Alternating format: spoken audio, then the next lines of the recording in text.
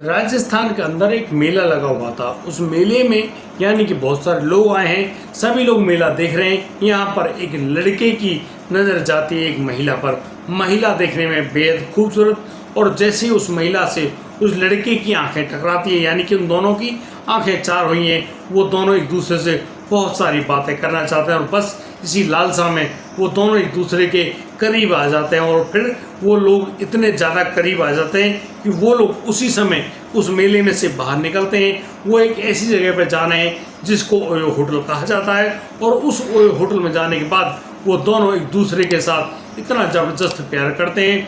उसी प्यार के चलते यानी कि वह लड़का उस महिला से उस प्यार को पाकर बहुत ही ज़्यादा खुश है, वहीं वह महिला भी उस लड़के से इस प्रकार से संबंध बनाकर कहीं ना कहीं बहुत ही ज़्यादा संतुष्ट हो रही है। और जैसे ही एक दूसरे को उन्होंने संतुष्ट किया है, उन दोनों की मोहब्बत आगे बढ़ने लगती है। अब तो वो लोग घंटों घंटों फ़ोन पर बातचीत भी करने लगते हैं, और जब वह महिला उस व्यक्ति को अपने पास बुलाया करती है, वह लड़का भागा भागा आता है, और फिर उन दोनों के बीच में संबंध भी बना करते हैं। एक दिन वह जो लड़का है वह उस महिला के बुलाने पर आया तो है, लेकिन यहाँ उस महिला ने उससे संबंध बनाने के लिए मना कर दिया। और दोस्तों, इसी बात के चलते वह लड़का इतना ज़्यादा गुस्से में आता है कि वह एक ऐसा खतरनाक कदम उठाता है जिसके बारे में आप लोग भी हैरान रह जाएंगे। दोस्तों, मैं उम्मीद करता हूँ आपको एक कहानी पसंद आएगी। इस कहानी को अंत तक जरूर देखिएगा। नमस्कार, स्वागत है आपका हमारे यूट्यूब चैनल किस्से क्राइम के। और दोस्तों, उम्मीद करता हूँ आप लोग खूब अच्छे होंगे और अपने परिवार के साथ खुशी से अपना वक्त बिता रहे होंगे। और दोस्तों, यदि आपने इस वीडियो पर क्लिक किया है तो इस वीडियो को अंत तक जरूर देखिएगा। दोस्तों, मैं बात कर रहा हूँ तेजारा राजस्थान की। करीब 6 महीने पहले यहाँ पर एक मेले का आयोजन हुआ था। इस मेले में ज्योति नाम की महिला, जो कि 2 बच्चों की माँ है, बड़ी ही खूबसूरती से उस मेले में घूमने आई हुई थी।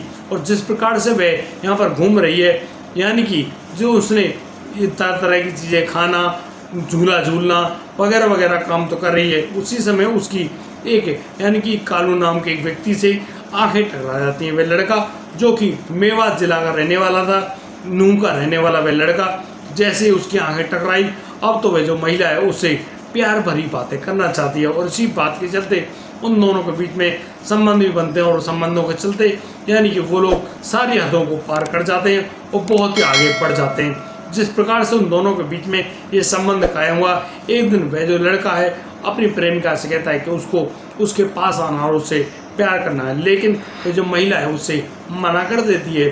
अब इस बात पर वह लड़का काफ़ी ज़्यादा परेशान होता है, चौंकता भी है, और कहता है, भाई तुम मुझसे मना क्यों कर रही हो, और यदि तुम्हें मना ही करना था तुमने उससे प्यार क्यों किया। अब तो वह जो लड़का है, लड़का अपनी प्रेमिका के घर पहुंचता है, और वहां उस प्रेमिका से कहता है कि चलो चलते हैं, मज़े करेंगे। लेकिन वह जो प्रेमिका उससे कहती है कि तुम चलो, मैं आती हूँ। दोस्तों, उस लड़के को उस अपनी प्रेमिका का इंतजार करते करते करीब 8 घंटे बीत जाते हैं, और वह जो व्यक्ति है बहुत ही बेसब्री से अपनी उस प्रेमिका का आने का इंतजार तो कर रहा है, लेकिन वह परेशान और दुखी है कि भाई उसकी जो प्रेमिका है अब तक क्यों नहीं आई है। दरअसल यहाँ पर मैं आपको उस प्रेमिका के बारे में बता ही दूँ। दरअसल वह जो प्रेमिका है उसको शक होने लगा था कि उसका जो प्रेमी है उस वह शादीशुदा है और उसके 2 बच्चे भी हैं। लेकिन यहाँ पर वह जो ज्योति नाम की प्रेमिका है अपने प्रेमिक को रियलाइज़ नहीं होने देती है कि उसको उसकी सारी सच्चाई मालूम चल गई है। दोस्तों, जब वह प्रेमी लगातार फ़ोन करता है तो उसकी प्रेमिका उसके पास आती है। यहाँ पर वो दोनों मिले तो हैं, और अब वो यानी कि खेतों की तरफ चल देते हैं। यहाँ वह लड़का उस महिला से संबंध बनाने की बहुत सारी कोशिशें करता है, उससे गुजारिशें करता है, लेकिन वह महिला उससे साफ शब्दों में मना कर देती है कि नहीं, उससे उसके किसी भी प्रकार के संबंध नहीं बनेंगे। यहाँ पर वह व्यक्ति बहुत ही ज़्यादा गुस्से में आ जाता है, और बस वह अब यानी कि उस महिला को धक्का दे देता है, और जैसे ही उसको धक्का लगता है वह नीचे गिरती है, और नीचे गिरने पर वह उस महिला यानी कि ज्योति का गला दबाकर उसकी सांसें हमेशा के लिए रोक देता है।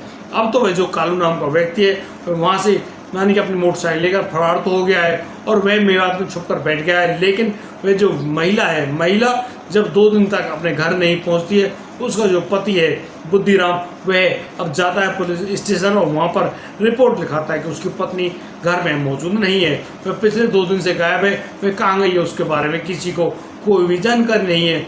अब तो जो तेजारा की पुलिस है वह उस महिला की यानी कि खोजने में अपनी पूरी ताकत झोंक देती है, जगह जगह ढूंढ रही है। और यहाँ पर मालूम चलता है कि भिवाड़ी रोड के पास एक खेत में उस महिला का शव पड़ा हुआ है। दोस्तों अब तो जैसे ही उस महिला के शव को बरामद किया गया, उस महिला को जब उस बुद्धिराम के सामने लाया जाता है तो वह बुद्धिराम भी उस महिला के चेहरे को देखकर पुष्टि कर देता है कि हाँ, यह उसकी अपनी पत्नी ज्योति है।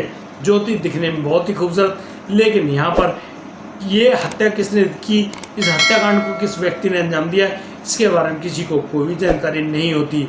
यहाँ पर बुद्धिराम से जब उसकी पत्नी का फ़ोन नंबर पूछा जाता है तो वह नंबर बता देता है। और दोस्तों अब तो पुलिस उस नंबर की CDR रिपोर्ट निकालती है और उसी CDR रिपोर्ट में पुलिस को एक नंबर मिलता है। वह नंबर होता है कालू राम का, और जब उस पर कॉल की जाती है तो मालूम चलता है वह व्यक्ति रहने वाला नूह मेवात का है।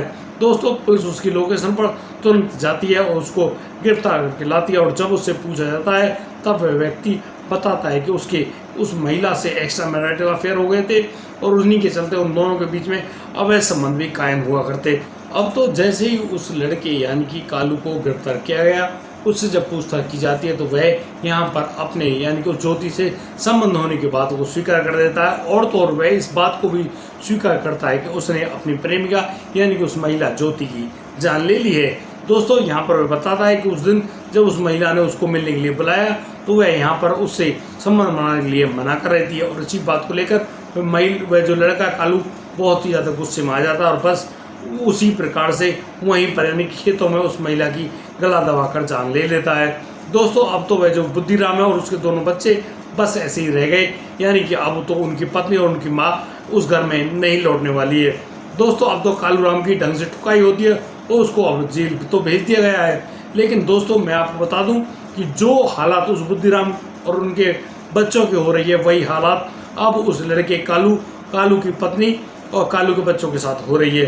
कालू तो जेल में गया, ज्योति तो अब बस मौत के घाट उतार दी गई और अब वो परिवारों में कोई उम्मीद की बात नहीं रही है और बस जैसे तैसे वो लोग अपना गुजारा करने की कोशिश कर रहे हैं और शायद कोशिश भी कर रहे हैं। दोस्तों इस पूरे घटनाक्रम को सुनाने को उद्देश्य किसी को परेशान करना नहीं है, किसी का दिल दुखाना नहीं है, लेकिन जिस प्रकार से ये घटनाक्रम सामने आते हैं उनसे कहीं ना कहीं हमको सीख और सबक लेने की आवश्यकता है। और हमको ये जो एक्स्ट्रा मैरिटल अफेयर्स है इनसे यानी कि इन मामलों में आगे बढ़ने की कोई भी ज़रूरत महसूस नहीं होती। और यदि ऐसा कभी कोई मौका मिलता है तो उसको हाथ जोड़कर टाल दे भैया, कभी उसको अपने गले से ना लगाएं, वरना आप लोग ना तो जिंदा रहने के काबिल रहेंगे, ना ही किसी को अपना चेहरा दिखाने के काबिल रहेंगे।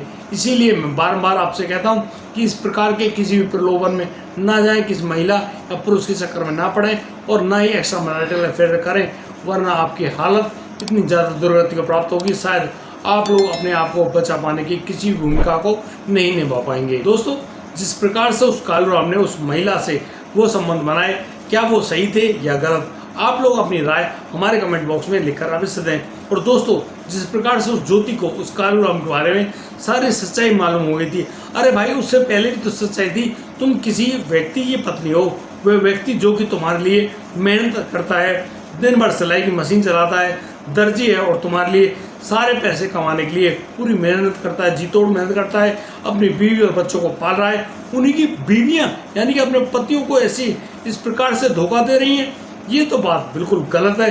अरे तुम मेले में घूमो या अकेले में रहो, लेकिन तुम इस प्रकार के कामों को क्यों करते हो भाई? आखिर तुम्हें इन बातों को करने में कुछ ज़्यादा मज़ा प्राप्त होता है। यदि आपको ऐसा मज़ा भी लगता है तो मैं आपको बता दूं, ये आपको नरक में ले जाने वाले कार्य हैं। और दोस्तों ये कर्म आपको नरक में ले जाने वाले हैं, नरक से बचाने वाले नहीं है। इसीलिए दोस्तों बारंबार मैं तो आपसे यही कहता हूं कि भैया इस प्रकार के किसी भी कार्य को अंजाम ना दें, सोच समझकर अपने कदम आगे बढ़ाएं और विचार करें कि आगे ज़िंदगी बहुत ज़रूरी है और वह बहुत अच्छी भी होनी चाहिए, ताकि आप ज़िंदगी बहुत ही अच्छे ढंग से बीतती रहे। दोस्तों आज के लिए सिर्फ इतना ही, अब दीजिए मुझे इजाज़त, मिलता हूँ कल, लाता हूँ एक और नया अनोखा मामला। तब तक के लिए आप बढ़िया रहें, बेहतर रहें, अपना अपने परिवार का बखूबी ख्याल रखते हैं। जय हिंद, जय भारत।